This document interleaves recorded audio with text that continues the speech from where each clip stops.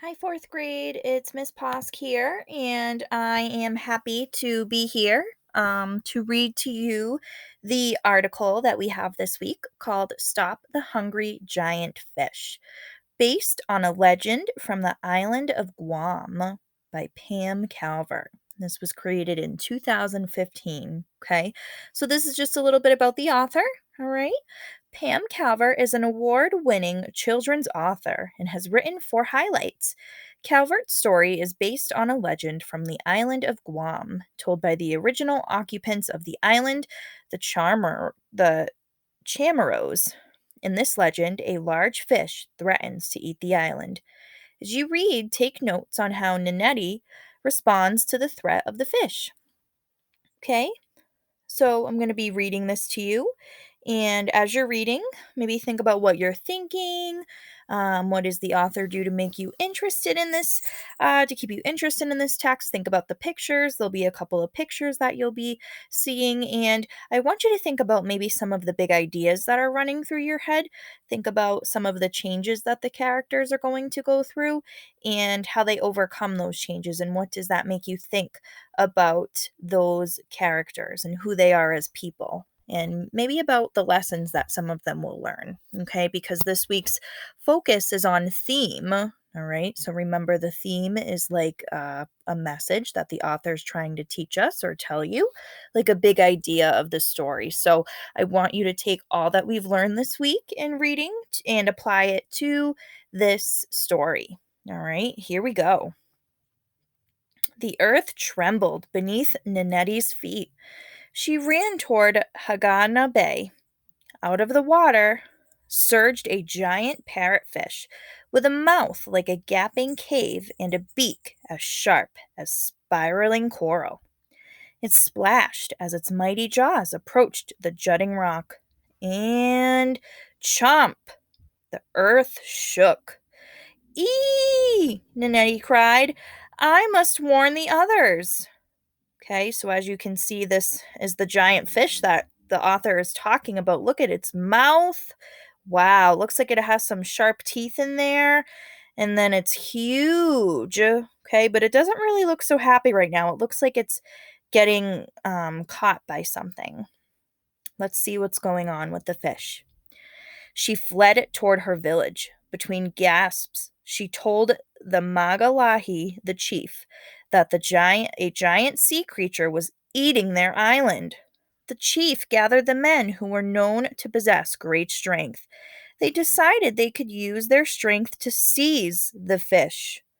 Some of these words are vocabulary words, so I hope you're kind of remembering what they mean in your head here. The men jumped into their flying poras and soared out in the fast sailing canoes to catch the beast. But the men could not find the fish, even though they could hear the rumbling of each bite. Snap! The giant fish continued to devour the rock. That means eat. But each time the fish heard the men approaching, it slipped into deep underwater caves to hide. Heart pounding, Nanette ran toward the home of the Magahaga, the wisest woman in the village. There, at the outside kitchen, she saw a gathering of maidens, sitting in a circle, weaving mats and singing. A sea creature is eating our island, Nanette cried. What can we do so that our entire island does not end up in the belly of a fish? The wise old woman replied, I have seen the great parrotfish that eats rock instead of coral. Come join us. Together, we will think of a plan. She motioned Nanette to sit down with the others. As she sat, Nanette noticed that some of the best singers in the village were there. With every minute, the ground shook more violently as the parrotfish's chomping brought it closer. Nanette's heart beat faster. Nanette tried to concentrate on the clean scent of the maiden's long hair, flowing like pools on the floor beside her. In order to keep the maiden's minds off of the shaking, the Magahaga started to sing a new canton chamorida. Nanette listened as the woman added verses about catching the attention of the village's strongest fishermen. One girl sang about catching him with her long hair. This gave Nannetti an idea. Words formed in her head. She sang, "Weave, weave with fingers quick the nets to catch this giant fish. Let us use our flowing hair to grant this life saving wish." A light flashed in the Magahaga's eyes. "Yes, child, you are wise." The old woman brought out a sharp shell knife and said, "We need to cut off our hair and weave it into a net if we are to defeat the creature. Let us work together. Quickly, quickly." So they're about to cut their hair off and create this net that's going to be strong enough, made of all of their hair, to catch the giant fish that's trying to eat their land, so they say. The maidens let their hair fall to the ground in mounds. With the speed of a sailfish, they nimbly wove the black tresses into a web. Songs floated through the air until the powerful net was complete.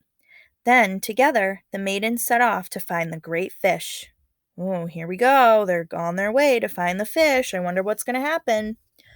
But when the maidens arrived at the bay, there was no sign of the parrotfish.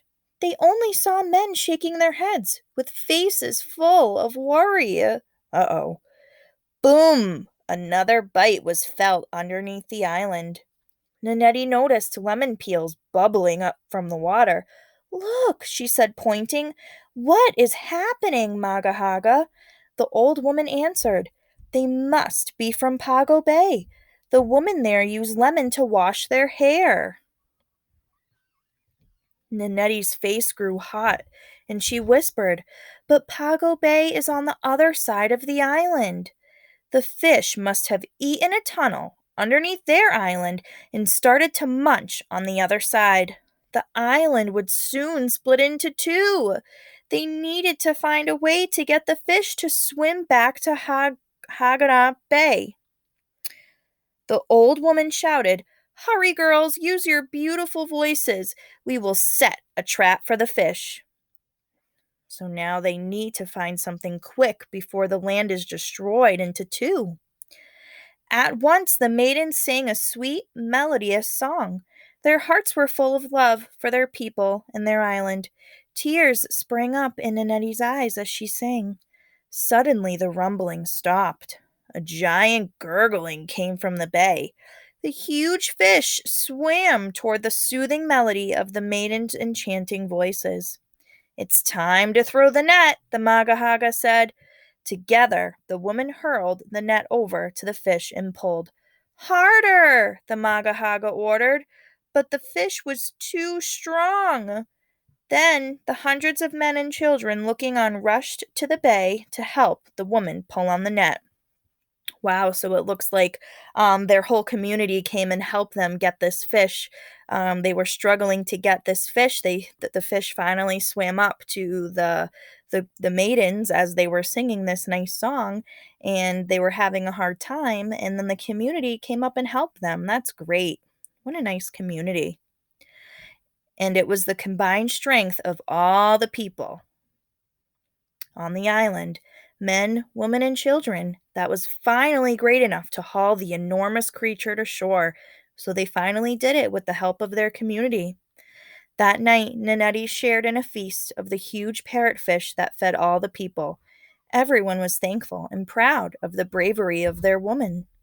For generations since, the native people have pointed out the narrow coastal waste to their children and shared the tale of how, working together, the maidens miraculously helped to save the island of Guam. All right, what a great story. I really loved that story, and I hope you guys did too.